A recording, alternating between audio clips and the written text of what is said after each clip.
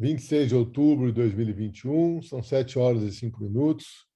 Nós vamos dar início à aula do processo legislativo, onde nós vamos falar das modificações à Constituição de 1988.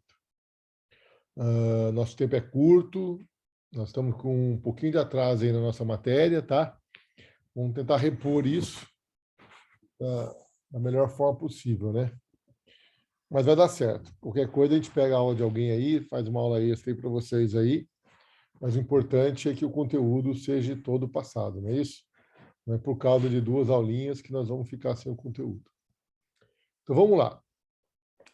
Todos vocês sabem que a Constituição Federal é a pedra angular do ordenamento jurídico, né? Aliás, a Constituição Federal é ela quem cria efetivamente o ordenamento jurídico. São as regras mais de mais alta hierarquia no ordenamento jurídico, né? Todos vocês sabem que todas as normas jurídicas devem obediência ao texto constitucional. Não pode existir nenhum ato, né, que seja contrário ao texto da Constituição, sob pena de ser declarado inconstitucional, né? Então, é lição batida aí para todos nós, né? Que a Constituição não pode ser contrariada por lei, por ato, né? Enfim. Bom, a minha pergunta é a seguinte: a Constituição Federal de 88, ela pode ser alterada? Pode, por emenda constitucional. Sim, né? Segunda pergunta: a Constituição de 88, ela pode ser totalmente alterada? Não. Não, existem as cláusulas pétreas. Não, né? Então, veja só, a Constituição Federal, ela pode ser alterada, mas a Constituição Federal possui um núcleo, né? Digamos assim, um núcleo rochoso, que não pode ser alterado. São as chamadas cláusulas pétreas. E quais são mesmo as cláusulas pétreas? Que é o núcleo que não pode ser abolido da Constituição? São os princípios. Estão no artigo 60. Isso. Vai lá, parágrafo 4º. É a forma federativa do Estado. A forma federativa do Estado. Voto direto, secreto, universal e periódico, e o resto eu esqueci. Bolota. Sai, Bolota. Vamos lá. Quais são as cláusulas? Gente, aqui, separação dos poderes, gente, os direitos e garantias individuais, a forma federativa do Estado, voto direto, secreto, universal e periódico. Ó, se vocês não souberem quais são as cláusulas pétreas, pô, fica difícil nossa conversa, hein? Pelo amor de Deus, hein? Uai, mas não são essas? Hã? Não são essas que a gente falou? Depois de ler, né? Depois de ler. Onde você foi? Eu não estou vendo. Aí qualquer um lê, né? Até meu filho lê, né? Uai, sabendo onde é que está, pelo menos, né? Menos pior, eu acho. Não, mas ó, porque isso não é decoreba. Vamos raciocinar comigo, porque isso é importante. A primeira cláusula pétrea é a separação dos poderes. Pô, gente, a separação dos poderes nós tratamos lá na primeira aula do semestre, né? É a separação, poder executivo, legislativo e judiciário, né? Então, o poder corrompe e o poder concentrado na mão de uma pessoa corrompe, né, absolutamente. Então, aquelas ideias de Montesquieu. Vamos dividir o exercício do poder pelo Estado em vários órgãos. E vamos entregar um órgão para uma pessoas distintas.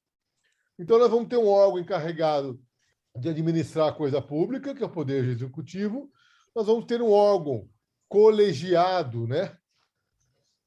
Composto por representantes do povo, né? Que vão elaborar as leis e fiscalizar a atividade do Poder Executivo. E vamos criar um Poder Judiciário, que vai dar a última palavra na interpretação da lei e vai verificar quem não cumpre a lei e vai impor a lei, né, ao caso concreto. Então, a divisão dos poderes é intuitivo que isso seja cláusula pétrea. A forma federativa do Estado nós estudamos também, né? Então, a República Federativa do Brasil. O Brasil é uma república federativa. Aliás, é uma federação assim sui generis, né? Porque ela possui, além da União dos Estados e do Distrito Federal, ainda possui os municípios. Então, a autonomia das pessoas políticas e direito público interno, a autonomia constitucional das pessoas políticas de direito interno é uma cláusula pétrea. Veja, nós tratamos disso também. Depois eu tenho voto secreto, universal, periódico e direto. Poxa, se a nossa democracia se exerce preponderantemente através da chamada democracia representativa, né? Nós também temos formas diretas de participar da democracia, mas preponderantemente a nossa democracia ela é representativa. Nós elegemos pessoas para nos representar nos órgãos do Estado. Então, é claro que o voto secreto, porque ninguém pode saber em quem eu voto, universal, periódico e direto, é outra cláusula pétrea, percebe? E, por último, os direitos e garantias fundamentais. São aquelas barreiras impostas pela Constituição frente ao arbítrio do Estado, né? Os direitos fundamentais de primeira, segunda, terceira e quarta geração e as suas garantias, o habeas corpus, o mandado de segurança, o mandado de injunção. Tudo bem, gente? Então, vocês vejam, eu estou falando isso porque quando eu falo cláusula pétrea, eu não quero que vocês corram lá e vá a cláusula pétrea aqui. Não é isso. Vocês têm que entender que as cláusulas pétreas, tá, são 4 mandamentos que são as vigas mestres do nosso ordenamento jurídico. As cláusulas pétreas elas vão preservar a nossa democracia, o nosso republicanismo e o nosso federalismo. Então, a Constituição ela fala assim, não será... Leia aí como que é. Quem está com a Constituição? Não será objeto de deliberação... Olha só a redação da Constituição. Não será objeto de deliberação proposta de emenda à Constituição tendente a abolir a forma federativa do Estado, a divisão dos poderes, o voto secreto, universal, periódico e direto, e os direitos e garantias fundamentais. Tudo bem? Então, pois não? Pois não? Então, vejam os senhores...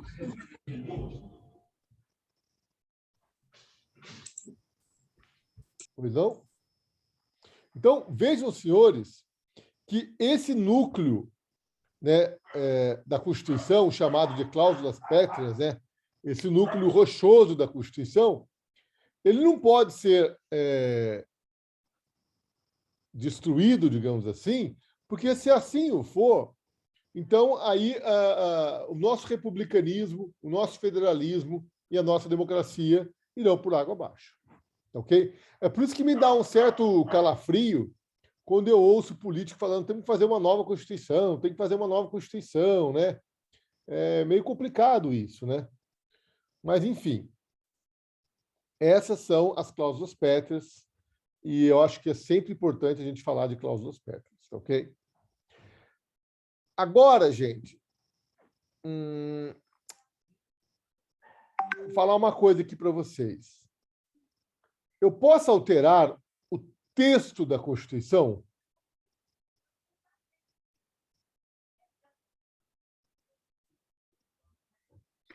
Eu acho que não, você só pode emendar, não é isso? Emendar? Então, é o seguinte, o texto da Constituição ele pode ser alterado através de emenda à Constituição. Então, emendas constitucionais é o nome que se dá quando nós alteramos o texto da Constituição. Aí, Thelma, é assim, a emenda ela pode acrescentar o texto a um artigo da Constituição, ela pode alterar o texto de um artigo da Constituição, inclusive ela pode criar até um texto novo contido na própria emenda, tá? Então, na verdade, a emenda à Constituição, e nós vamos tratar daqui a pouco do processo legislativo da emenda à Constituição, as emendas à Constituição elas podem alterar totalmente o texto da Constituição, desde que elas não esbarrem nas cláusulas pétreas. Tá ok? E aí, eu já digo mais uma vez para vocês, eu posso ter uma emenda à Constituição que seja inconstitucional? Ela pode acontecer, mas Não, mas aí eu posso ter uma emenda à Constituição inconstitucional? não deveria, Não. mas eu acho que ela existe. Você pode acabar, Não, alguém bom. pode acabar propondo ela, mas aí vão revisar e espero que não deixe passar, né? Então, Não, já passou, tem remédio para isso. Eu lembro Não. que o Flores falava disso. eu posso entrar com uma ação declaratória de inconstitucionalidade de uma emenda à Constituição? Pode. Acho que deve, deve poder. Então, é assim, o texto original da Constituição Federal, aí não cabe dizer que tem inconstitucionalidade no texto original, tá ok? O texto original da Constituição Federal, ele está lá e não cabe dizer que ali tem alguma coisa que seja inconstitucional. Agora, as emendas à Constituição Federal, elas podem sim ser declaradas inconstitucionais.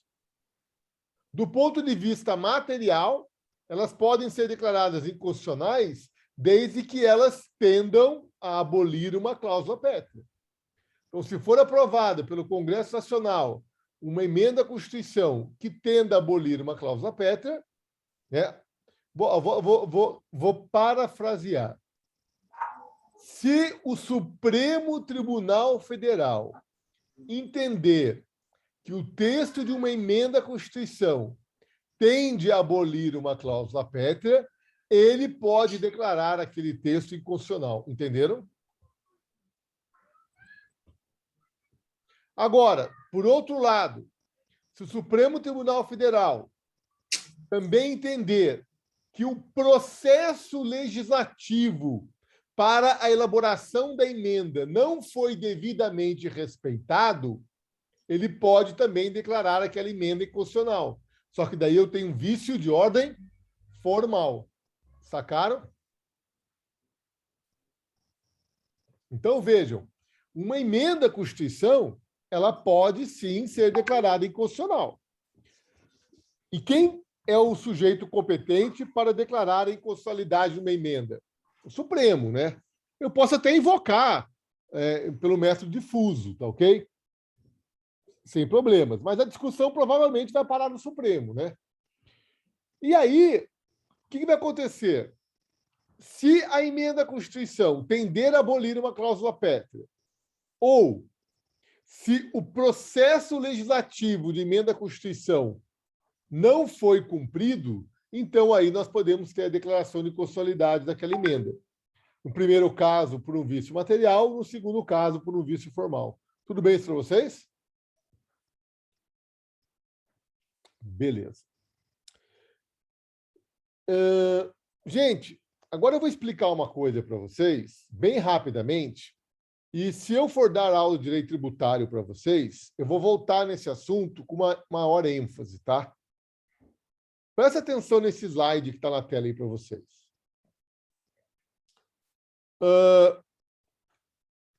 O professor Paulo de Barros Carvalho, lá do direito tributário, ele diz que existem, né, 4 planos, eu coloquei só 3 aqui para vocês. E é muito interessante isso daqui, presta atenção. O P1, o plano da literalidade, é o texto da Constituição. Então, olha só, a Constituição, ela nada mais é do que um texto. Não é isso?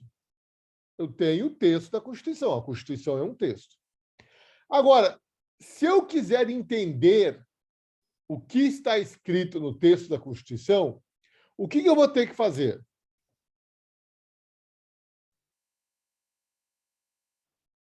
Interpretar. Eu vou ter que fazer um processo de interpretação. Aliás, não é só o texto da Constituição. Qualquer texto de lei, qualquer texto de gibi, texto de jornal, de livro, percebam, todos os textos, quando eu leio-os, eu para entender o que está escrito ali, eu devo interpretá-los. Aliás, existe até uma ciência que estuda a interpretação de textos, né? Que é a hermenêutica, ou a exegese, tá ok? Então, olha que interessante. Quando eu leio um texto, eu acabo, a partir da interpretação, eu construo um sentido para esse texto. No momento em que eu, Ricardo, construo um sentido para o texto que eu estou lendo, o professor Paulo de Barros Carvalho ele vai nos dizer que eu salto do plano 1 da literalidade e alcanço o plano 2, que é o plano das significações. Então, quando eu leio lá no artigo 60, não será objeto de deliberação, olha só, não será objeto de deliberação proposta de emenda à Constituição tendente a abolir a cláusula pétrea. O que vocês entendem desse dispositivo? Qual é o sentido que vocês entendem desse dispositivo? Que não se pode nem debater sobre o assunto, que não vai nem passar para uma discussão um assunto que trate de abolir alguma delas. Quer dizer que nem que se discuta, né? Não é nem para discutir, percebe? Não vai nem entrar em pauta, vamos dizer. E aí, Thelma, se entrar em pauta, o que eu posso fazer daí? Rejeitar Não, qualquer que seja o instrumento. Mas e se entrar em pauta, o que eu faço? Não sei. Posso entrar com uma ação no Poder Judiciário questionando o projeto de lei que tende a abolir a cláusula pétrea? Eu acho que não, vai ser indeferido o seu pedido. Por quê? Pode. A Constituição não está dizendo que não será objeto de deliberação proposta de emenda à Constituição tendente a abolir uma cláusula pétrea? Sim. Se eu for um parlamentar, um deputado estadual federal ou um senador da República, se eu olhar lá no plenário da minha casa e observar, da minha casa legislativa, né, e eu observar que está em pauta para votação um projeto de emenda à Constituição que eu entendo que tende a abolir uma cláusula pétrea, eu não posso invocar esse dispositivo constitucional e entrar com mandado de segurança no Supremo Tribunal Federal pedindo para que o Supremo Tribunal Federal tranque o andamento desse projeto, dessa PEC, por ela tender a abolir a cláusula pétrea? Pode. Pode. Não pode? Essa é a única ferramenta que você tem, não é ou não? Essa é a única ferramenta que eu tenho. Então, olha só, quando eu interpreto literalmente esse dispositivo de lei, eu vou chegar nessa conclusão, né? Agora, eu tenho um outro problema aí. Qual que é o outro problema que eu tenho? Porque a separação dos poderes também é uma cláusula pétrea. Será que o Supremo Tribunal Federal, né, vamos pensar bem, né? Será que o ministro do Supremo Tribunal Federal, ao proferir uma liminar no mandado de segurança proposto por um senador da República e trancar o projeto de emenda à Constituição que está sendo debatido no Senado Federal, será que, ao fazer isso, o Supremo Tribunal Federal não vai estar ferindo outra cláusula pétrea, qual seja a separação dos poderes? Vocês acham que não? Tem gente falando que não. Ó. Tem que ver de quem que é essa função, se é do Congresso, se é do Supremo, afinal, os poderes são separados. Então, mas... o STF é o guardião da Constituição, vamos dizer. Exatamente. Só que, será que ele pode impedir o Congresso Nacional de deliberar sobre um projeto de emenda, que nem emenda é ainda, né? Quer dizer, é só um projeto? Eu acho que pode. Se esse projeto tende a abolir uma cláusula pétrea, eu acho que ele pode simplesmente chegar e falar, não adianta vocês nem discutirem esse assunto. Mas, ao impedir o Congresso Nacional de deliberar sobre aquele assunto, será que ele não estaria ferindo a divisão dos poderes, Thelma? Eu acho que está, sim. Quem falou aí? Simone. Simone. Quem concorda ou discorda da Simone? Essa questão que a Simone Eu colocou concordo É aqui, com a Simone. complicado, né? Porque na Constituição fala que não vai ser nem objeto de debate. Então, por gente, isso que tem a ADI, né? então, mas presta atenção. O que eu quero mostrar com essa simples discussão aqui com vocês, de 5 minutos, é o seguinte: nem todas as pessoas interpretam o texto da Constituição da mesma forma. A interpretação, a construção de sentido do texto, ela é individualizada. Então, a partir do mesmo texto, nós podemos criar significações distintas. Ô, filho, muito obrigado, viu? Alguém quer pipoca? Percebe? Então, olha só. A partir do mesmo texto de lei, nós podemos chegar a significações diferentes. Entenderam isso? Sim, professor, porque senão também tudo no Supremo Tribunal Federal seria unanimidade, né? Até os ministros se divergem. Exatamente. Por que os ministros divergem? Os ministros divergem porque eles constroem sentidos diversos para o texto da Constituição. Então, olha só, em 5 minutos, eu já percebi que tem uma parte de vocês que entende que, em função do que está escrito no parágrafo 4º lá do artigo 60 da Constituição, um parlamentar, um congressista, ele pode impetrar um mandado de segurança e o ministro do Supremo Tribunal Federal pode dar uma liminar impedindo o Congresso de continuar apreciando um projeto de emenda por entender que aquele projeto tende a abolir uma cláusula pétrea. E tem um outro grupo de vocês que já entende que não pode fazer isso, porque entende que, ao fazer isso, o Supremo Tribunal estará ferindo uma cláusula pétrea, qual seja a divisão dos poderes. Percebem? Interpretação diversa. A interpretação é diversa. E quantos juízes nós temos no país para interpretar o mesmo texto? E isso acontece direto. Okay? E aí, gente, depois que eu construo sentido para o texto da Constituição, aí eu vou agrupar esse sentido que eu construí do texto da Constituição numa estrutura lógica que nós vamos chamar de norma jurídica. Então, a norma jurídica não se confunde com o texto da Constituição. Hello! Presta atenção nisso. Quem quiser anotar, anote. A norma jurídica não se confunde com o texto da Constituição. A norma jurídica, ela será... Como que eu vou comer pipoca e dar aula? Não vai dar certo isso, né? A norma jurídica, ela é construída a partir da interpretação do texto da Constituição. Sacaram? Então, o Supremo Tribunal Federal, quando ele profere um julgamento, na verdade, ele constrói uma norma jurídica naquele julgamento a partir da interpretação do texto da Constituição que ele, Supremo, faz. E muitas vezes a tese vencedora não é unânime. Muitas vezes o tribunal fica dividido e vence pela maioria. Entenderam isso ou não?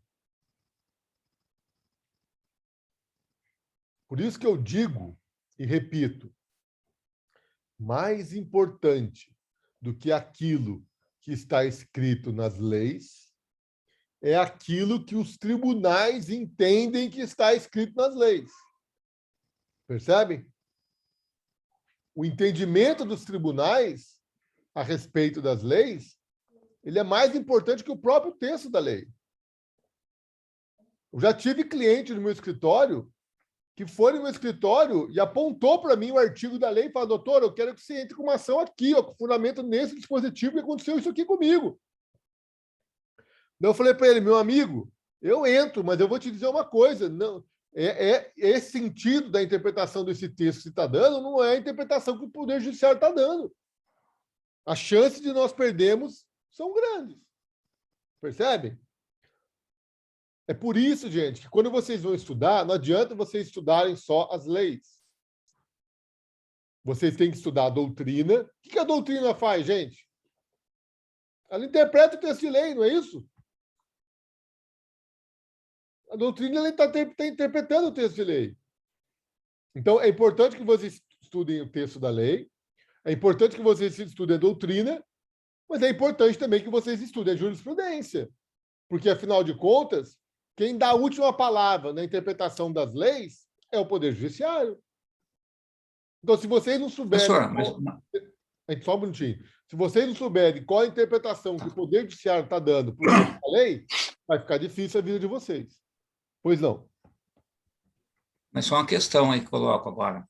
O juiz no tribunal, ele não é obrigado a seguir a jurisprudência. Ele pode dar uma interpretação diferente, né? A maneira que ele achar melhor. Ele não é obrigado a seguir a jurisprudência. Walter, decisão anterior. Walter, isso daí, é? Tá, é anterior ao Código, tá? Antes do Código de Processo Civil, esse novo Código, isso era uma verdade, digamos assim, absoluta. Só que eu vou falar uma coisa para você, isso já não é mais tão verdade absoluta assim, tá? Porque hoje nós temos... Eu vou falar para vocês 3 institutos. Súmula vinculante, repercussão geral e recurso repetitivo. Já ouviram falar disso que eu estou falando? Pode estudar isso. Se vocês nunca ouviram, pode sentar, entrar no Google aí e estudar isso daí, pelo amor de Deus. Não espera chegar a aula de processo para ensinar isso para vocês, não. Senta lá e estuda. Súmula vinculante, repercussão geral e ação julgada pelo rito do recurso repetitivo.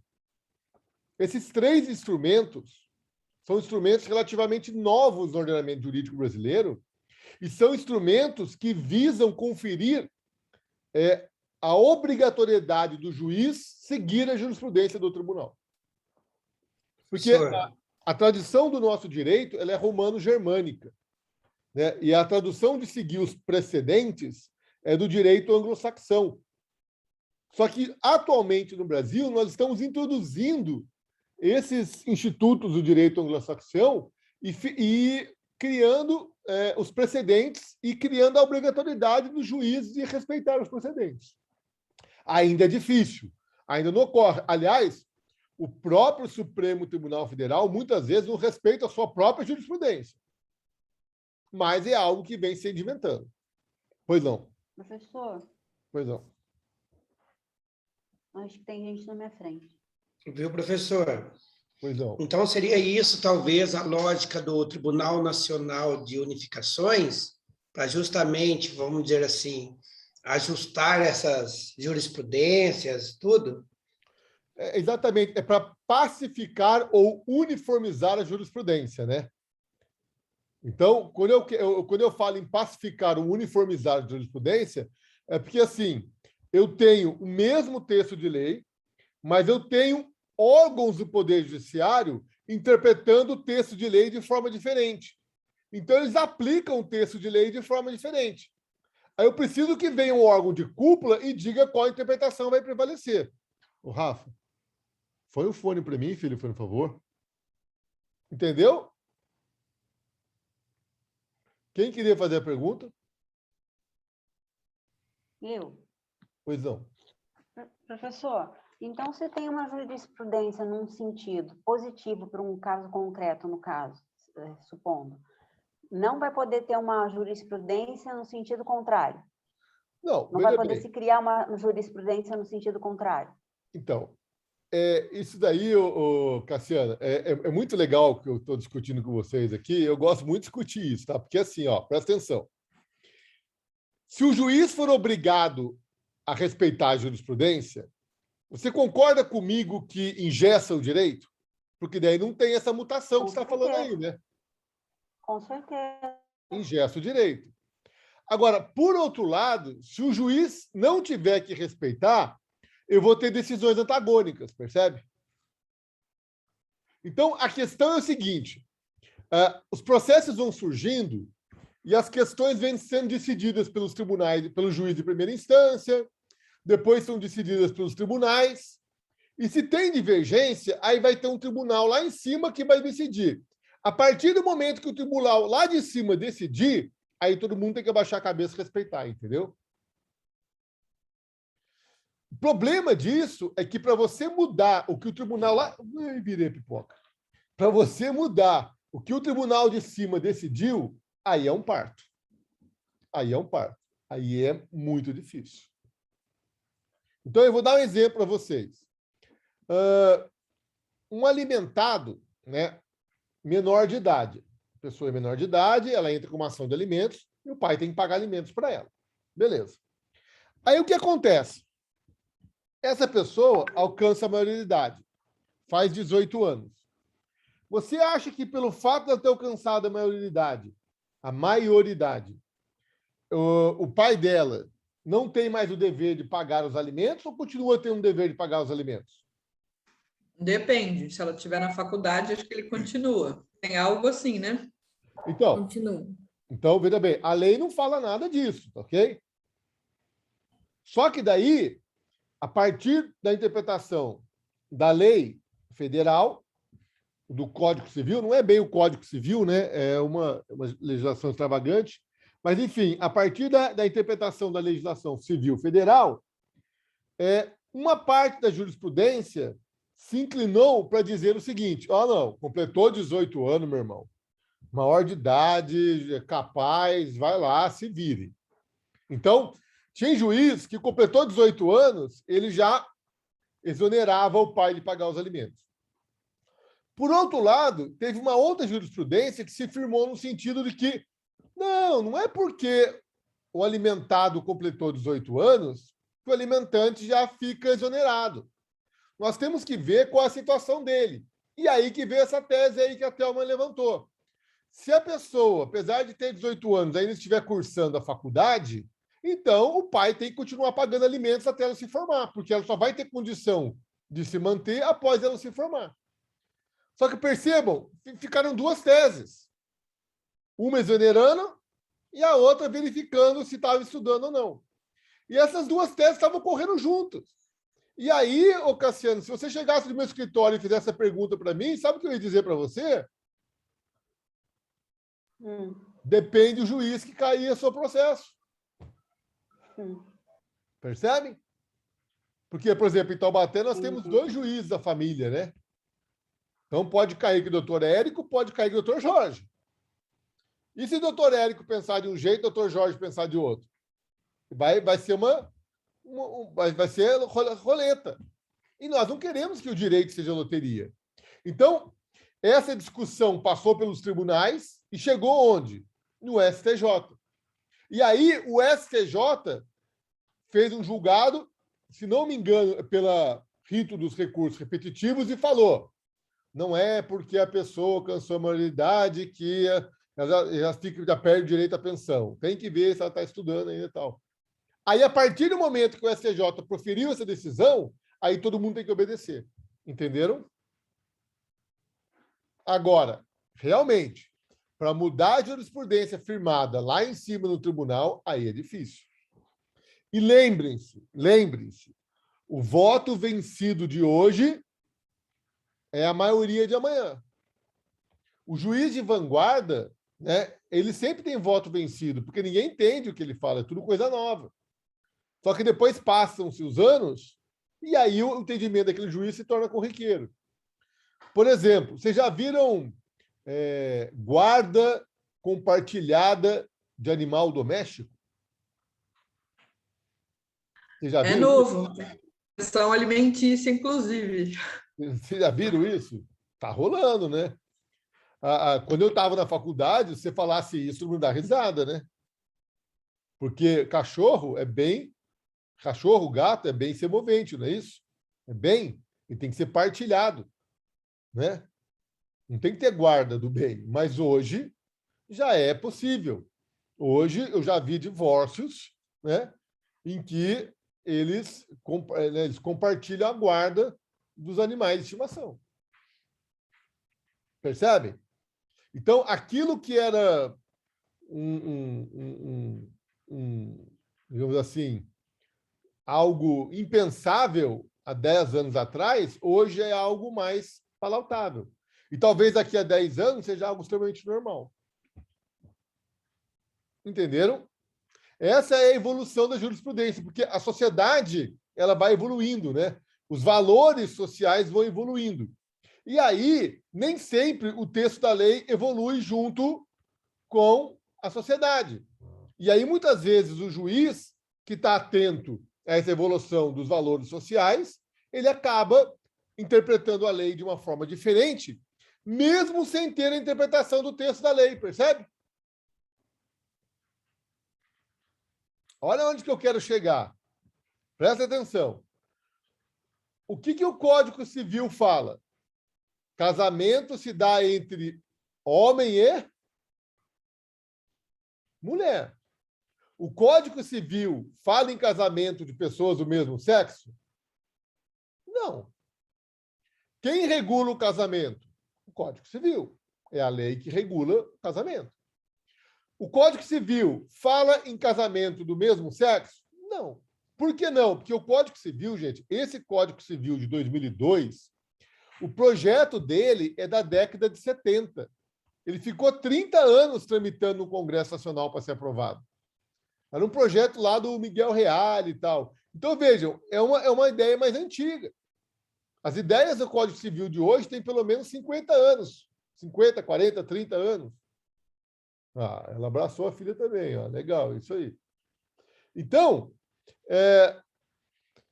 olha só, o Código Civil ele fala em casamento entre homem e mulher. Só que a Constituição Federal ela fala que todos são iguais perante a lei. Ela fala em proteger a família. E aí a sociedade foi evoluindo e passou-se a perceber que é possível a existência de uma união, de uma entidade familiar com duas pessoas do mesmo sexo. Seja um homem casado com outro homem ou uma mulher casada com outra mulher. Que é possível que homens e mulheres casem e tenham filhos. Ter filho é difícil, né? Mas que possam adotar filhos, né? Ou fazer, sei lá, e possam criar os filhos. Então, vejam, no primeiro momento, quando um homem entra com uma ação pedindo para o juiz o direito de casar com outro homem, o juiz olha aquela petição, dá risada, nega e segue em frente, não é isso? O juiz de 20 anos atrás ia fazer isso, entendeu? Né? Que absurdo, dois caras querendo se casar. Só que daí a sociedade vai mudando, né? A galera vai saindo do armário, vai se tornando uma coisa cada vez mais normal. Eu me lembro, gente, que em 1996, tá? Eu fui para Amsterdã e eu estava andando nas ruas de Amsterdã e aí ia rolar uma festa na rua lá. Eu percebi que tinha um monte de balão, assim, sabe? Um monte de banquinha de cerveja e tal. Eu falei, vai rolar uma festa aqui, vamos ficar aqui, vamos curtir essa festa. Daí nós pedimos uma cerveja e ficamos ali. Daqui a pouco eu olhei dois caras, assim, e um cara virou para o outro, e o outro virou e pá, lascou um beijão, assim, no outro. Cara, aquilo me chocou. Eu fiquei chocado, juro, confesso para você, fiquei chocado. Falei, caraca, velho, o que é isso? Daí que eu vi que os balãozinhos eram tudo cor-de-rosa, tudo, né? Eu falei, nossa, Daniel, sai fora, velho. Negócio que perdeu pro meu lado. Ó, o preconceito, né? Então, assim, pelo amor de Deus, tá? Eu respeito aí todas as opções sexuais, tá? Aliás, eu fui dar uma aula num colégio de ensino médio, e aí uma menina virou para mim e perguntei para ela, você é homossexual? Ela falou, não, eu sou pansexual. Eu falei, o que é isso? Eu falei, se eu tiver filho de homem, eu vou com homem, se eu tiver filho de mulher, eu vou com mulher. Não sei, cara. Então, assim, hoje as coisas mudaram, percebe? Então, assim, antigamente, você vê um casal gay andando na rua, era algo que chocava a gente, porque não era comum. A gente sabia que existia, mas não era aberto. Hoje é aberto. E aí, cada vez vai se abrindo mais, até que chega uma hora que o juiz entende que pessoas do mesmo sexo têm o direito de casar e constituir família independente do que a lei diz. E aí o que faz? Muda a jurisprudência. Só que, veja, o texto da lei mudou? Não. O que mudou? A interpretação. A norma, percebe? A norma que mudou. É por isso que eu digo, não confundam a norma jurídica com o texto da lei. Porque a norma ela é fruto da interpretação do texto da lei.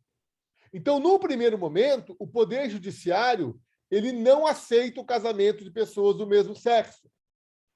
Por quê? Porque isso é ilegal, isso é inconstitucional. Mas, no segundo momento, o Poder Judiciário começa a aceitar. Então, aí, vejam, eu mudo a norma sem mudar o texto. Entenderam isso?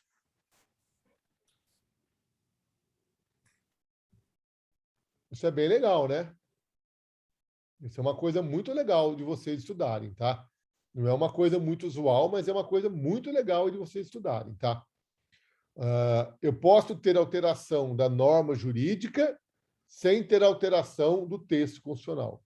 Então, eu vou dar um exemplo para vocês aqui, ó. Tá vendo a linha do tempo aqui? Então, aqui, ó, eu tenho o Código de Processo Penal, de 1941, e eu tenho a Constituição Federal de 88. A Constituição Federal de 88, tá? Ela diz o quê? Ninguém será considerado culpado antes do trânsito em julgado da sua sentença condenatória. Então, o texto da Constituição ele é bem claro, né? Ninguém será considerado culpado antes do trânsito em julgado da sentença penal condenatória. E aí vem a pergunta. Pô, o juiz me condenou por um crime. Eu já tenho que cumprir pena ou não? Eu quero falar que não, porque você vai apelar para o tribunal. E se você perder no tribunal, você vai estar com recurso especial no STJ e recurso ordinário no STF. E aí o seu processo só vai transitar em julgado depois que o STF analisar. Aí você pode ser preso. Percebe? Porque ninguém será considerado culpado antes do trânsito em julgado da ação penal condenatória. Esse texto é de 88. Pois não. O Walter falou primeiro. Vai falar? Só uma questão, mas quando teve o julgamento lá no caso do ex-presidente, um ex-presidente né, que quer voltar a ser presidente novamente, ele foi julgado, sem fazer juízo de valor, né? Aqui, ele foi julgado, ele foi preso antes de ter sido julgado, ter acontecido o trânsito em julgado definitivo, né? Ou seja, ele recorreu para o STF e foi deferido, né? Foi. Ele acabou sendo preso antes de terminar eu vou chegar nesse recurso, lugar, né? Só um minutinho só. Pois não, Cassiano. Professor, eu estava pensando aqui, se o STF julga todos os casos de recurso que já passaram pelo STJ, então a demanda é muito grande lá, não é? Para pouco ministro? Muito, muito. Já Por vou isso discutir que é a isso também. morosidade? Já vou discutir isso também, tá, Cassiano? Tá. Vamos chegar nos dois pontos aí levantados pelos colegas, tá? Então, olha só. Olha só, Cassiano, olha como o Brasil é um país interessante. Apesar do texto da Constituição Federal de 88 dizer que ninguém será considerado culpado antes do trânsito julgado da ação penal condenatória, as pessoas que eram condenadas pelos tribunais, elas eram presas. Elas começavam a cumprir pena, mesmo tendo recurso especial e recurso extraordinário lá. Só que daí, em 2009, num julgamento de um HC 84078, de relatoria do ministro Eros Grau, o que o Supremo Tribunal Federal falou por 7 votos a 4? É inconstitucional que uma pessoa comece a cumprir pena antes do trânsito em julgado da ação penal condenatória. Percebam, antes de 2009 se aceitava. Só que foi se discutindo. Ficou 11 anos discutindo essa questão, né? Há 21 anos. Aí, em 2009, julgando o habeas corpus, o Supremo Tribunal Federal falou, não, A pessoa só pode começar a cumprir pena após o trânsito em julgado. Depois que o Supremo falou isso em 2009, a Lei 12.403 alterou o Código de Processo Penal para dizer que a pessoa só pode cumprir pena após o trânsito em julgado.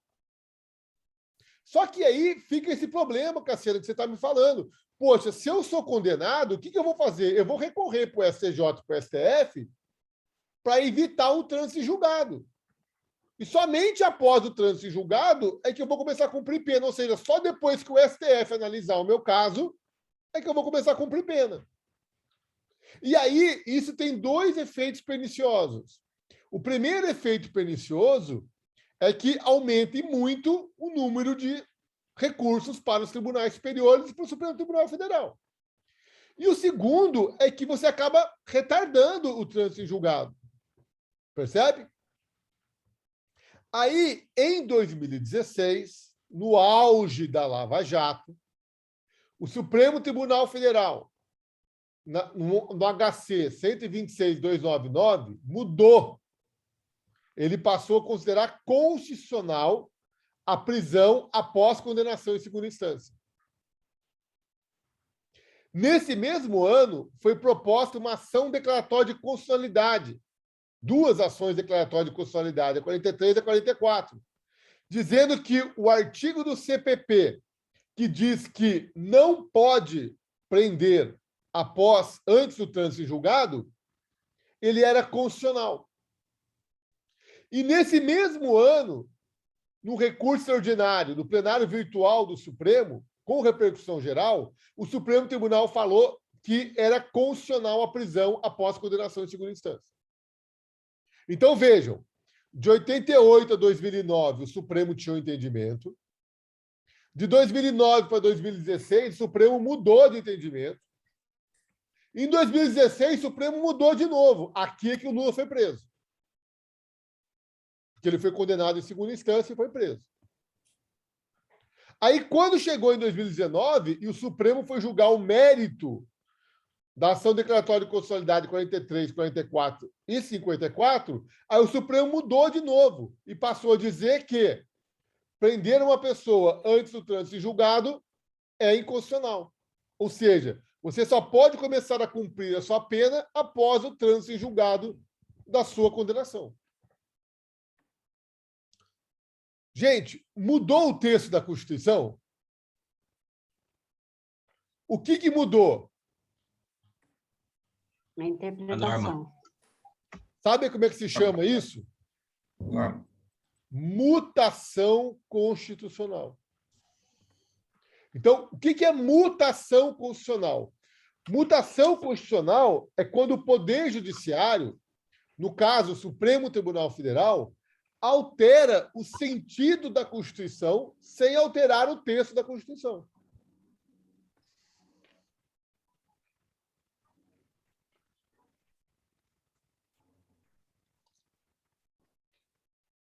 Entenderam? Vou dar uma pausa aqui para vocês assimilarem. Ô, Rafa, não pega um copo d'água para o papai lá, por favor? Por gentileza.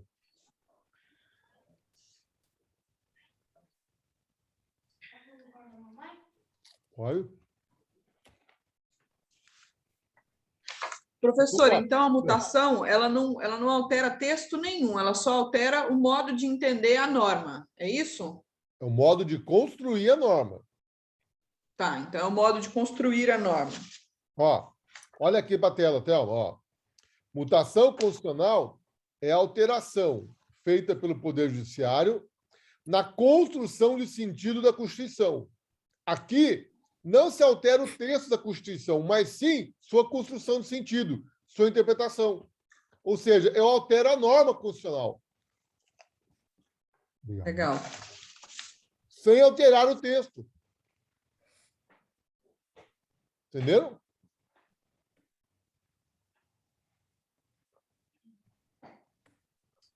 Isso. Pois não? Professor, eu só ia comentar isso aí, é uma situação bem delicada, né? Porque muitas vezes pode até, o que eles falam lá de como é que chama? Insegurança jurídica. Ó, a Constituição norte-americana é de 1787. Ela está em vigor até hoje. Só que ela tem pouquíssimas emendas. Ela tem 20 e poucas emendas apenas, se não me engano. A nossa Constituição de 88 já tem mais de 100 emendas. Professor, Pois não. no caso, não foi uma modificação com o tempo da sociedade, evolução e tal. É meio palhaçada esse negócio de só depois do trânsito julgado, só depois da segunda instância, só depois do trânsito julgado, só depois da segunda instância. Aqui é o seguinte, a mutação constitucional, né, ela é aceita, né, e ela vem do direito norte-americano, tá ok? Como eu ia dizendo, a Constituição norte-americana, ela já sofreu praticamente todinha, já sofreu mutação constitucional, tá? Porque a Suprema Corte norte-americana, ela já mudou a interpretação da Constituição ao longo desses mais de 200 anos que a Constituição norte-americana está em vigor. Então, muita gente fala, a Constituição norte-americana está em vigor há mais de 200 anos. Beleza. Mas o sentido que a Suprema Corte norte-americana dá para a Constituição norte-americana hoje é completamente diferente do sentido que ele dava há 200 anos atrás, tá ok? Então, na verdade, a Suprema Corte norte-americana já atualizou a Constituição norte-americana. Aqui no Brasil, isso também é possível, tá? Isso tudo que nós estamos falando é possível a mutação constitucional. O problema é que a jurisprudência aqui no Brasil, às vezes, ela muda muito rapidamente. E no caso dessa prisão em segunda instância, do princípio da presunção de inocência, foram muitas mudanças muito rápido. 2009 para 2011 2009 para 2016 foram 7 anos. Depois de 2016 para 2019 foram 3 anos. Então, quer dizer, mudou, depois de 7 anos mudou de novo, e depois de 3 anos mudou de novo. Então, isso traz insegurança jurídica, como o João disse aí. Esse é um problema. A jurisprudência, principalmente a jurisprudência do Supremo Tribunal Federal, ela não pode ficar flutuando que nem um barco, né? Ela tem que ser sólida. E, infelizmente, nesse caso da presunção de inocência, a jurisprudência ela flutuou, né? Gente, eu particularmente penso que não tem que esperar o trânsito em julgado para começar a cumprir pena. Bastou ser condenado em segunda instância, eu acho que já tinha que cumprir pena. Eu penso isso, tá? É a minha posição. Por que eu penso isso? Porque eu acho que, se não for assim, o número de recursos aumenta e todo mundo vai ficar impetrando recursos só para evitar o trânsito em julgado. Tá? E aí o Supremo não tem condições de julgar tudo. Porque julgar processo de fulgurão, eles ficam lá uma tarde inteira julgando.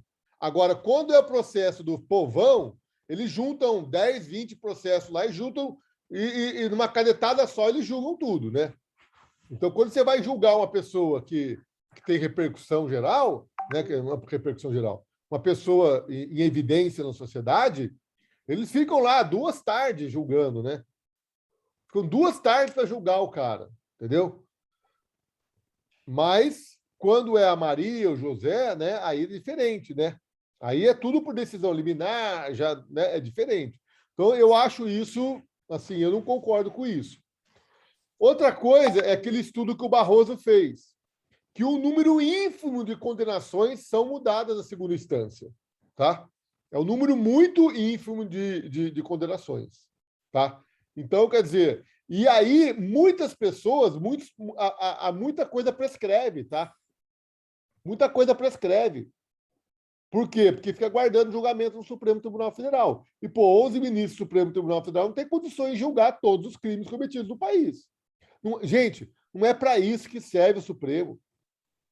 Eu não quero ver o Supremo Tribunal Federal analisando todas as condenações. Não é isso que eu quero. O Supremo tem que fazer outras coisas, tá? Agora, Eu concordo que essa tomada de decisão que eu estou proferindo, né, que a partir da segunda instância já pode começar a cumprir pena, ela pode trazer problemas, porque daí eu posso ter pessoas inocentes que podem cumprir pena, tá ok? Infelizmente, ela não é... Gente, perfeito não existe, tá? Coisas perfeitas não são desse mundo. Guardem isso. O ser humano é o ser imperfeito por excelência. O ser humano ele é um ser racional e imperfeito. O direito é fruto da racionalidade humana. Logo, o direito é imperfeito. Não tem perfeito. O perfeito seria que se todo mundo fosse julgado até o último instante, mas não tem condições de julgar, gente. Quantos crimes são cometidos no Brasil? Como é que o Supremo vai olhar todos? Não tem como. Não tem jeito. Esse não é o papel do Supremo. Tá? E em nenhum lugar do mundo é assim. Nenhum lugar do mundo é assim. Aliás, nos Estados Unidos é muito comum, né? O cara sai do tribunal algemado, né? Aquele cara lá da Confederação Brasileira de Futebol, lá, o José Maria Marim, foi preso nos Estados Unidos. Ele foi julgado, né? Ele foi preso, pagou fiança, ficou em prisão domiciliar. Em 1 ano ele teve o julgamento dele. Quando os jurados falaram que ele era culpado, sabe o que o juiz falou para ele? Falou: das 7 acusações que pesam contra o senhor foi condenado em 6. Então o senhor vai puxar uns anos de cadeia aí. Eu vou dosar a sua pena. Que? No dia tal, daqui a 3 meses eu vou dosar a sua pena. Só que, como você vai puxar uns anos de cadeia, faz o seguinte: já coloca algema nele, já leva ele para começar a cumprir pena. Percebem?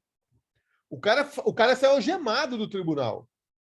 Aqui no Brasil, não, né? Você tem o tribunal do júri, o cara sai do tribunal do júri, aí ele vai entrar com embargo de declaração, depois vai entrar com recurso e tal, né? É o caso daquele Pimenta Neves, né? A caso daquele André Estevão. São pessoas que foram condenadas, mas acabam não tendo efetividade a condenação. Por quê? Recurso, recurso, recurso, recurso. Protela-se o trânsito julgado. Agora, Professor, não é o perfeito, porque realmente você pode ser preso após julgamento de segunda instância e você pode ficar injustamente preso, que foi o caso do Lula. O Lula foi preso após condenação em segunda instância e depois a condenação dele foi cancelada, foi anulada. Porque se entendeu que o Sérgio Moro foi parcial. Aliás, se o Lula quiser entrar com uma ação contra a União por danos morais, por ter sido preso, ele entra e ganha. Tá? Ele entra e ganha. Pois não, Walter. O senhor está falando, não existe a perfeição, concordo plenamente, o ser humano ele não é perfeito, né? Nessa vida terrena, não existe perfeição. A perfeição é um constante aprimoramento. Agora, nem vamos deixar de aprimorar os institutos, né? Os instrumentos estatais, para poder fazer justiça, né? Não pode ficar como está, né? Então, e a gente vê que não tem interesse por parte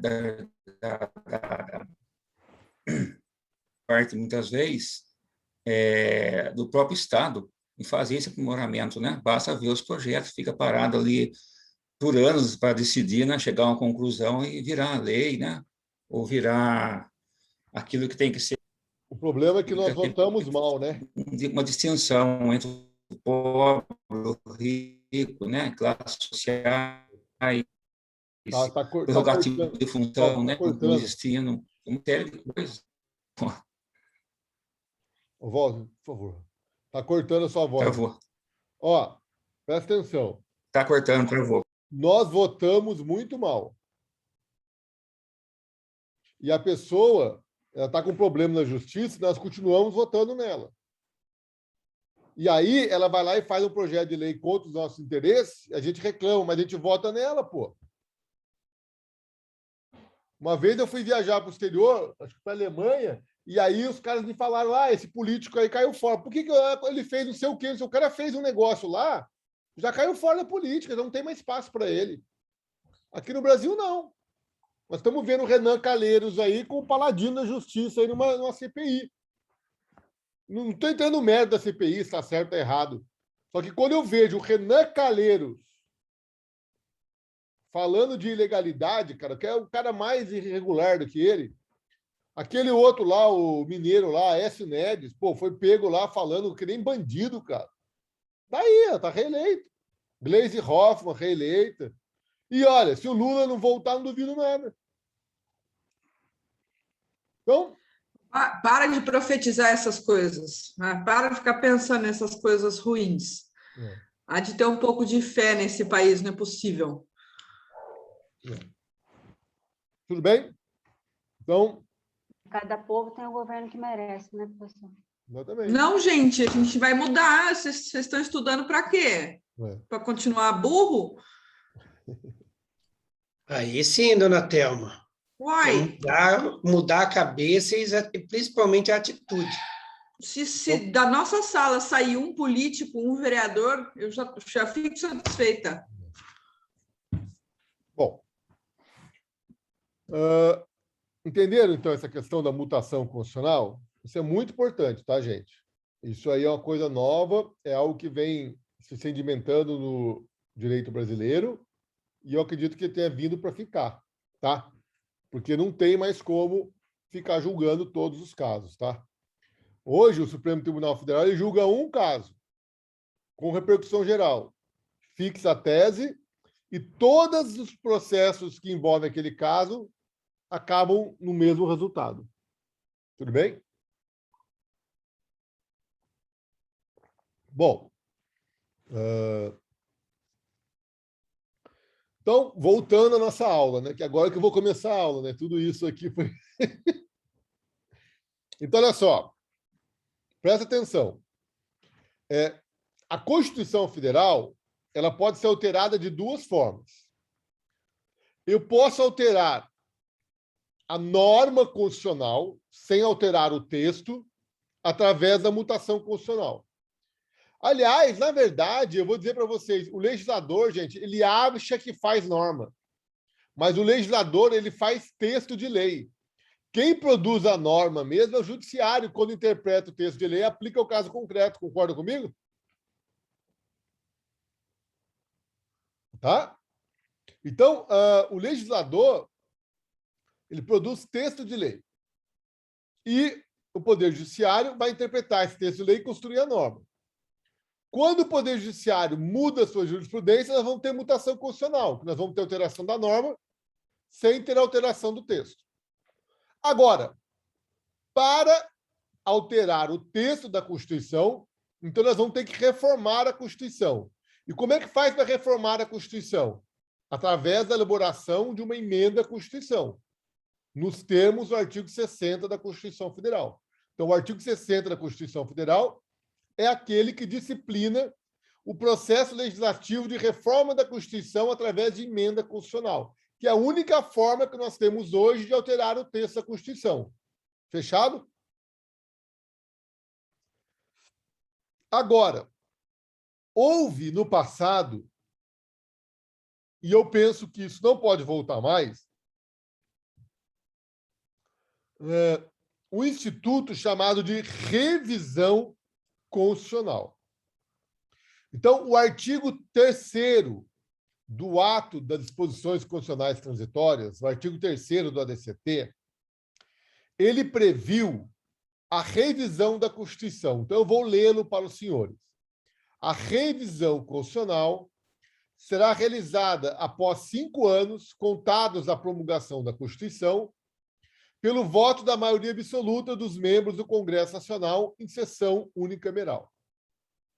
Nós vamos ver aqui que, para aprovar uma emenda à Constituição, eu preciso de 3/5 dos membros do Congresso Nacional, nas 2 casas, em 2 turnos.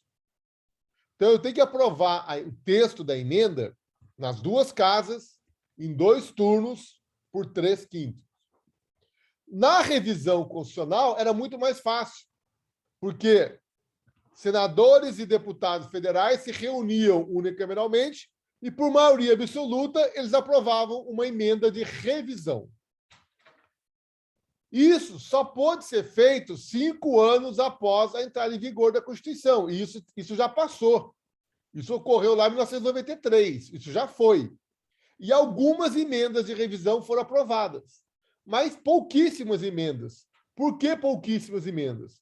Porque naquela época havia um escândalo de corrupção no Congresso Nacional, que eram os anões do orçamento. Já ouviram falar? Olha lá para vocês verem lá, os anões, não sei o que lá, que era um monte de deputado baixinho assim, e eles fizeram uma maracutaia lá, eu não sei se era com loteria, tá? E foram descobertos.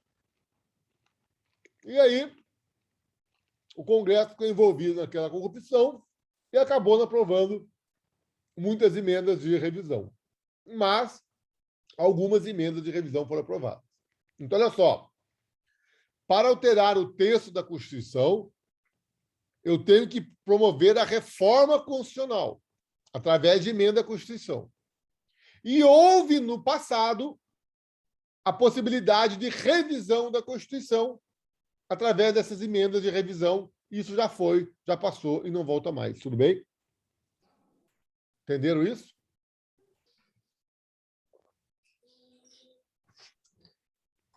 Dúvidas? Simone, está vendo eu aí? Tô vendo sim. Opa, sumiu a tela aqui. Tá gatão. Obrigado. Então, gente, hoje, para alterar o texto da Constituição, somente através da reforma constitucional, que é mediante a aprovação de uma emenda à Constituição. Não dá para fazer mais revisão, hein? Presta atenção nisso, tá? Bom, como é que funciona as fases do processo legislativo de emenda à Constituição?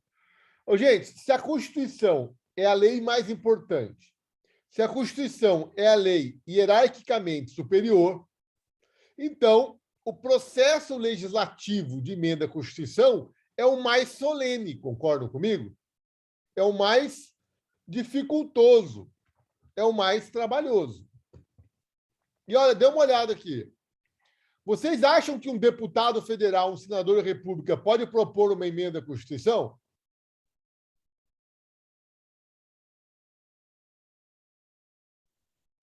Sim. Então, olha, dá uma olhada aqui, ó. Fases do processo legislativo de emenda à Constituição. Então, aqui nós vamos ter a fase introdutória, que é a propositura. Depois nós vamos ter a fase constitutiva, que se passa no Congresso Nacional, e a fase complementar, que é a promulgação e publicação. Então, olha só, quem é que pode propor um projeto de emenda à Constituição? Um terço, no mínimo, dos membros da Câmara dos Deputados ou do Senado Federal. Ou seja, um deputado ou um senador, ou um grupo de 10 deputados ou 10 senadores, eles não têm competência para propor um projeto de emenda à Constituição, gente. Porque o projeto de emenda à Constituição deve ser proposto, no mínimo, por um terço do número de membros da Câmara dos Deputados ou do Senado Federal. Entenderam? Tudo bem? O presidente da República pode propor. Ele pode. O presidente da República pode propor emenda à Constituição. Gente, propor uma emenda à Constituição é tudo que o presidente da República pode fazer no processo legislativo de emenda. Ele propõe e nada mais. É claro que ele pode atuar nos bastidores. E falar que a emenda à Constituição vai ser sancionada pelo presidente da República, isso é heresia. Isso merece fogueira. O que é sancionado pelo presidente da República? A lei. A lei. Sanção é de lei. Ok?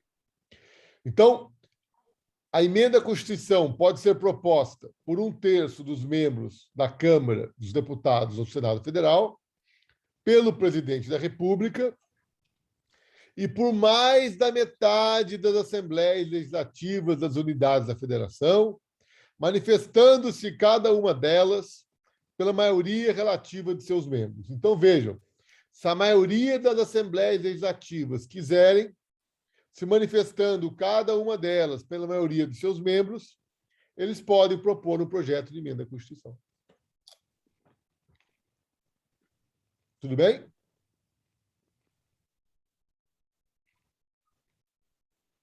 Agora,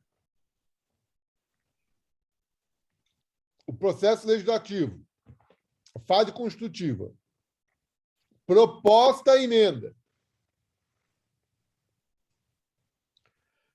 Ela vai ser tratada no Congresso Nacional. Se a emenda for proposta por senadores, começa pelo Senado. Se a emenda for proposta por deputados federais, pelo presidente da República ou pelas assembleias legislativas, começa na Câmara dos Deputados, ok?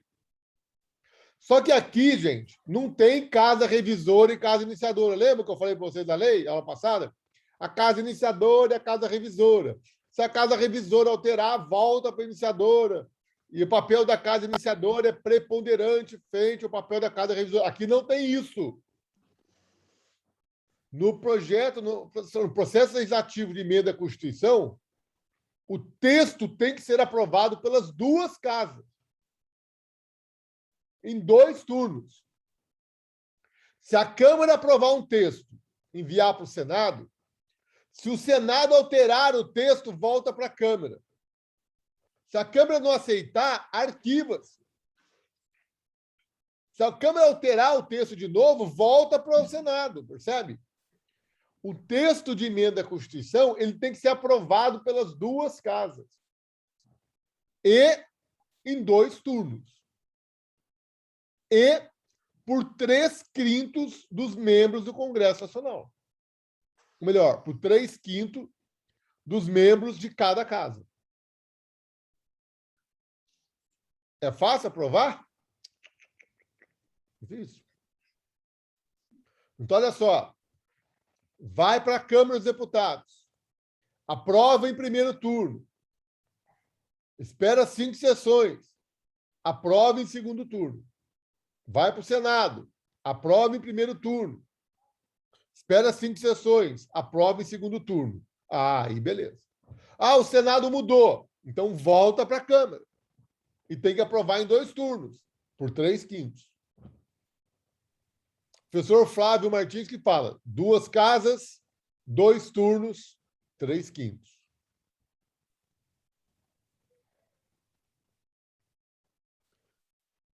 Eu já vi emenda à Constituição ser aprovada em 2 dias. Aprovou em primeiro turno na Câmara de manhã, segundo turno na Câmara à tarde, primeiro turno no Senado de manhã, segundo turno no Senado à tarde. Eu já vi acontecer isso. Bem rapidinho, assim. Eu acho que isso não pode. Eu acho que entre o primeiro e o segundo turno tem que ter um espaço de tempo. Não pode ser no mesmo dia. Depende do interesse deles, essa rapidez, professor? Com certeza, Raciana. Deveria depender do nosso interesse, né? Mas geralmente é quando é do interesse deles, né? Envolve salário, essas coisas assim. Tá? Porque, na verdade, o regimento interno ele fala que tem que ser aprovado no primeiro turno e tem que ter 5 sessões para aprovar no segundo turno. Só que daí o presidente, sabe o que ele faz? Ele abre 5 sessões no mesmo dia. Ele abre uma sessão, fecha, abre, fecha no mesmo dia. Não pode. Isso aí não pode. Mas se o próprio Congresso Nacional não respeita a Constituição, né? O que esperar do cidadão? A Cassiana gostou da minha pipoca, já arrumou uma para ela também. Fiquei com vontade. Pipoca é um negocinho gostoso mesmo, né? E não engorda, né? Então tá bom, né? Não tem glúten. Né? Fibra pura. É. Dos males, o menor. Melhor comer pipoca do que comer baconzitos.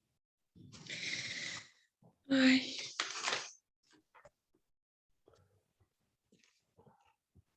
Então, vamos lá. Presta atenção.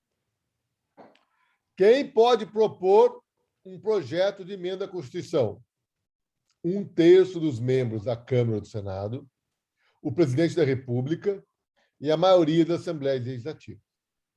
Proposta, a PEC, ela tem que ser aprovada nas 2 casas do Congresso Nacional, em 2 turnos e por 3/5 dos membros de cada casa. Aprovou o texto nas 2 casas, em 2 turnos por 3/5, então a mesa do Senado Federal, juntamente com a mesa da Câmara dos Deputados, vai se reunir e vai promulgar e ordenar a publicação da emenda à Constituição. Não passa pelo presidente da República, pelo amor de Deus. Agora, se a emenda à Constituição for rejeitada, aí vai ter o princípio da repetibilidade do novo. Lembra dele? Aquela matéria que foi objeto de PEC rejeitada só pode ser objeto de nova PEC no ano seguinte.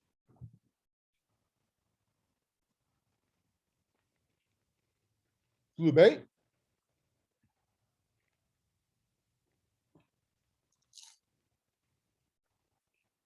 Alguma dúvida? Beleza. Agora, olha aqui, ó. Limites à reforma da Constituição. Isso aqui é importante, tá, gente? Não há limites temporais. A Constituição, ela pode ser alterada a qualquer tempo. Porém, há limites circunstanciais. Quais são os limites circunstanciais? Intervenção federal, estado de defesa, estado de sítio. Se a União estiver intervindo em um estado da federação, ou se for decretado estado de defesa ou estado de sítio, aí a Constituição não pode ser alterada. Tudo bem?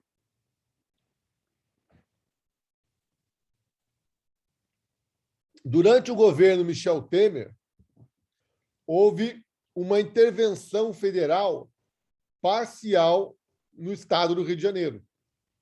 A União interviu parcialmente e tomou o controle da segurança pública no Rio de Janeiro. Durante esse período, a Constituição não pôde ser emendada. E aí, ele não pôde fazer a reforma da Previdência. Porque o Michel Temer queria fazer a reforma da Previdência. Só que daí veio aquele escândalo lá, né, que todo mundo sabe, lá do Friboi, lá, daquele escândalo lá dos irmãos Batista lá, Joesley Batista. Aí ficou ruim para o Michel Temer, e aí não conseguia aprovar a emenda constitucional para reformar a Previdência. Aí ele promoveu a intervenção no Rio de Janeiro, e aí ele falou, agora não posso mais.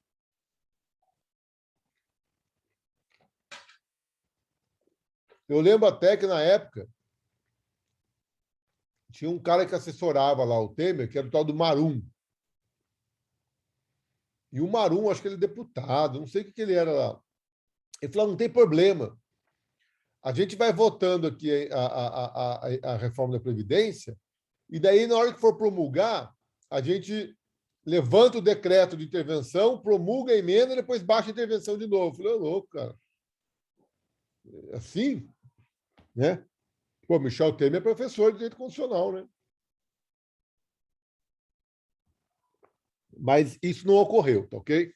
Ele falou disso daí, ele mencionou isso, mas isso não ocorreu. Então, olha só. Quais são os limites circunstanciais para se emendar a Constituição? Intervenção federal, estado de defesa, estado de sítio. Os limites formais. Os limites formais, gente, é o processo legislativo, tá ok? O processo legislativo de emenda à Constituição, ele tem que ser respeitado. Se ele for desrespeitado, a emenda será inconstitucional. E, por último, os limites materiais, que são as cláusulas pétreas.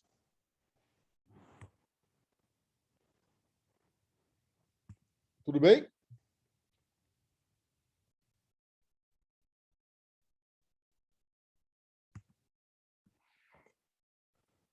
Eu trouxe aqui um slide falando dos limites materiais explícitos, que são as cláusulas pétreas, tá?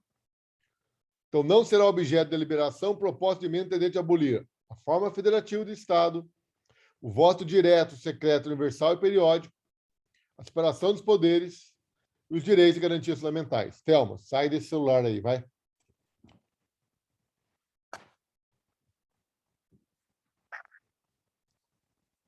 Estou aqui, ó. Estou de olho. Então, olha só, vamos voltar aqui no slide, porque até onde estava no celular. Ó. Limites da reforma da Constituição. Limites temporais. Não existem. Limites circunstanciais. São 3. Intervenção federal, estado de defesa, estado de sítio. Limites formais. É o próprio processo legislativo de emenda à Constituição. Limites materiais. Aí, os limites materiais, eu tenho os implícitos e os explícitos. Os limites materiais explícitos são as cláusulas pétreas que estão no parágrafo 4º lá do artigo 60. A forma federativa do Estado, o voto direto, secreto, universal e periódico, a separação dos poderes e os direitos e garantias individuais. Agora, eu tenho também, e aí eu estou citando aqui o Vicente Paulo, que é a obra que eu mandei vocês lerem, tá? Limites materiais implícitos. Quais são os limites materiais implícitos? A titularidade do poder constituinte originário, que foi da Assembleia Nacional Constituinte, que já se dissolveu. A titularidade do poder constituinte derivado, que pertence ao Congresso Nacional. O próprio processo de reforma constitucional, bem como os artigos que estabelecem as limitações explícitas impostas pelo Constituinte originário. Ou seja, eu não posso alterar o texto da Constituição para tirar uma das cláusulas pétreas e depois abandonar uma cláusula pétrea, percebe?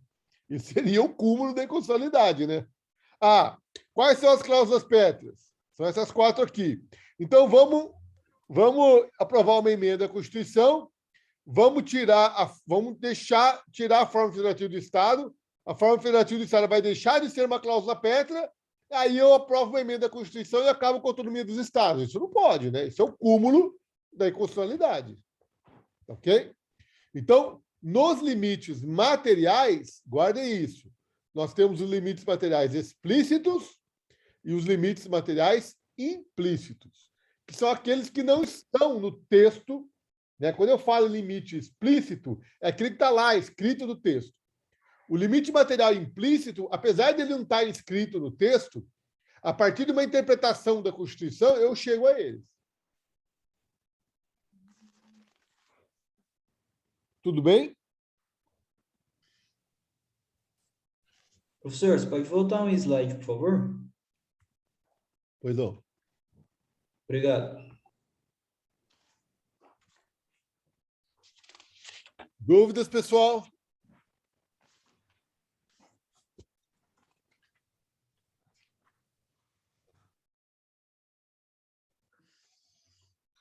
O que está com essa cara, Théo? Você deu a aula com o texto todinho do Vicente de Paula, para minha sorte, eu li esse negócio. Tá esperta, né? Você não me pega mais no próxima prova, eu acho que é bom tirar uma nota boa, viu? Que bom. Que bom. Fico muito feliz. Pessoal, vamos para o nosso plano de ensino. Hoje é dia 26, né?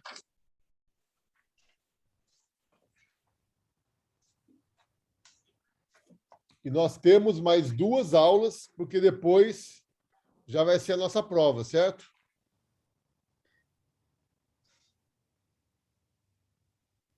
Como é que o Antônio Gilberto... Dia que é a nossa prova? Dia 23.